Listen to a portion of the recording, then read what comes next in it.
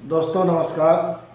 Sunday को भारतीय जनतंत्र मोर्चा, जिसको आप भाजपा भी कहते हैं, उसका एक कार्यकर्ता सम्मेलन हुआ था जमशेदपुर में।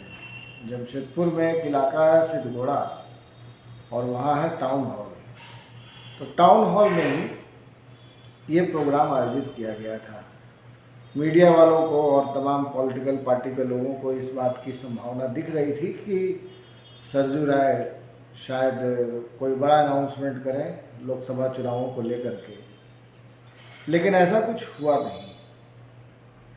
दो प्रस्ताव ऐसे आए, एक धनबाद से और एक जमशेदपुर से ही, जिसमें ये कहा गया था कि भाई हम लोग चाहते हैं कि या तो धनबाद से वो लोकसभा का चुनाव लड़े या जमशेदपुर लोकसभा क्षेत्र से।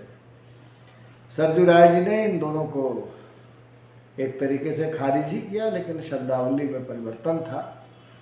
उन्होंने साफ साफ कहा कि भाई देखिए, मेरी जो प्राथमिकता है वो जमशेदपुर ईस्ट है और मैंने जो कमिटमेंट किया है एटलीस्ट उसको पूरा करना है। बहुत सारा काम हम लोगों ने किया है और बहुत सारे काम ऐसे हैं जिनको प्राथमिकता के आधार पे पूरा करना है, मेरे पास टाइम है नहीं।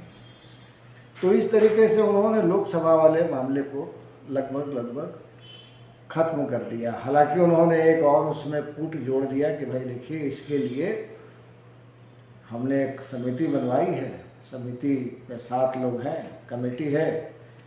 कमेटी अगर ये फैसला करती है तो हम लोग उस पर विचार करेंगे, हम कमेटी से बाहर नहीं हैं। मैंने उस पूरे प्रोग्राम को देखा, समझा और मुझे लगा कि करप्शन को लेकर के जो बातें उन्होंने कही है, इसे एक ईमानदार प्रयास के साथ आप लोगों तक पहुंचाना चाहिए। दरअसल अपने 47 मिनट के भाषण में सरजू राय जी का ये कहना था कि हेमंत सोरेन के टेन्योर में वो पूजा सिंघल का मामला, पत्थर वाला मामला साहिबगंज और शराब घोटाला, ये 3 मामले ऐसे थे जिनमें भ्रष्टाचार हुआ था और उसी की सजा है कि हेमंत सोरेन आज जेल में बंद है। लेकिन इसके पहले की जो सरकार थी, रघुवर दास की सरकार, जिसमें सरजू राय खुद भी मंत्री थे, उनका कहना था कि उस सरकार में 35 भ्रष्टाचार के मामले थे, उनमें से कई को उन्होंने उठाया भी।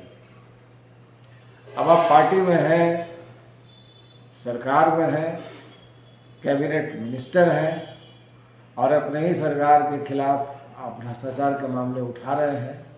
जाहिर सी बात है, लोगों को नागवार गुजरना ही था और वो गुजरा भी। उन्होंने कहा भी कि भारतीय जनता पार्टी की सरकार में जो भ्रष्टाचार हुआ उनमें से कुछ को मैंने उठाया तो पार्टी मुझसे चिढ़ गई और ये सबसे बड़ा कारण रहा जिसमें मुझे टिकट बीजेपी ने नहीं दिया। सरजू राय का ये भी कहना था कि भाई धीरज साहू नाम के सांसद ने, जिनके यहाँ से 300 करोड़ रुपए बरामद हुए, उन्होंने एक BMW गाड़ी खरीद करके हेमंत सोरेन के घर पे रखवाया था या उनको गिफ्ट किया था या जैसे भी था। तो हेमंत सोरेन का अपराध ये हो गया कि साहब आपके पास BMW है, इसका मतलब आपने कुछ गड़बड़ किया है। लेकिन रघुवर दास के यहाँ जो एग्रीको में पार्किंग प्लेस कह लीजिए, गैरेज कह लीजिए, वहाँ जो 1101 1101 नंबर की जो इनोवा कार थी, वो प्रेम प्रकाश और भार्गव नाम के 2 जो सज्जन थे, जो उनके अत्यंत करीबी थे, उन लोगों ने खरीद करके रघुवर दास को गिफ्ट किया था। ये सरजू राय का कहना है। तो BMW का जो भ्रष्टाचार है वो तो भ्रष्टाचार की श्रेणी में आ गया, हेमंत सोरेन जेल चले गए। इनोवा का जो करप्शन है वो भ्रष्टाचार की श्रेणी में नहीं है, ये तो संतई है और वो कहाँ है ये बताने की आवश्यकता है नहीं।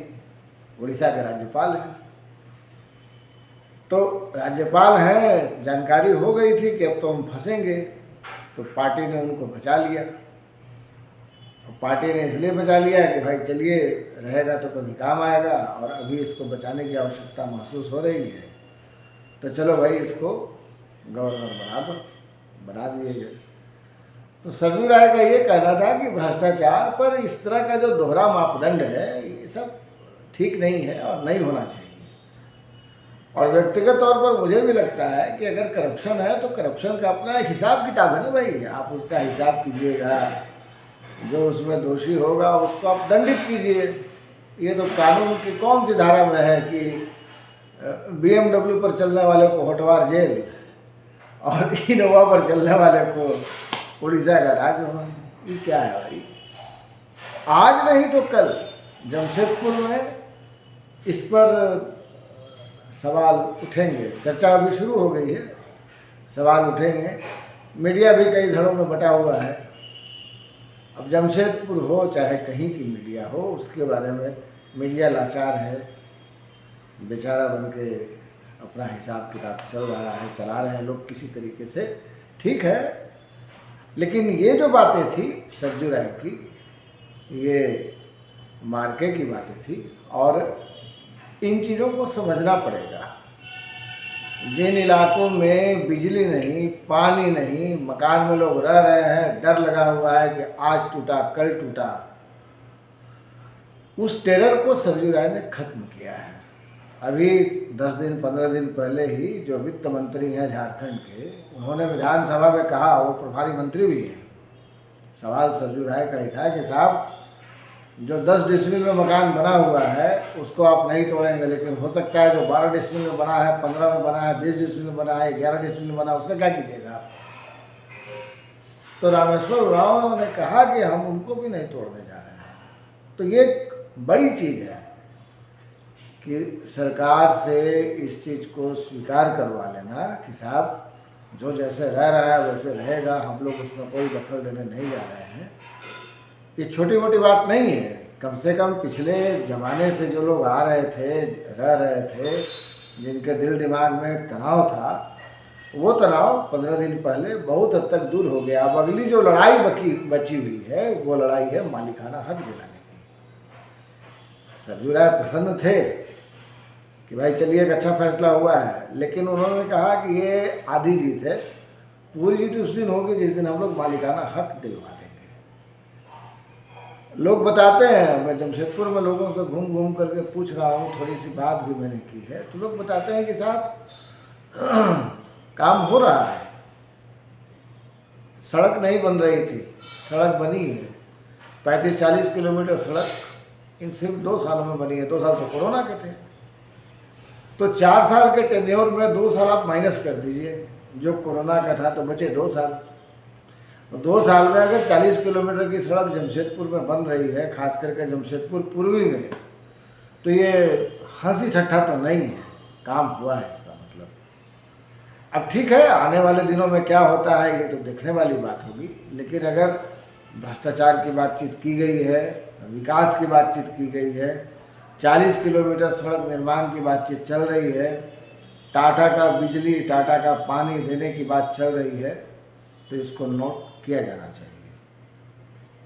इस वीडियो में इतना ही दोस्तों, फिर मिलते हैं एक नए वीडियो में किसी और नए विषय के साथ। धन्यवाद।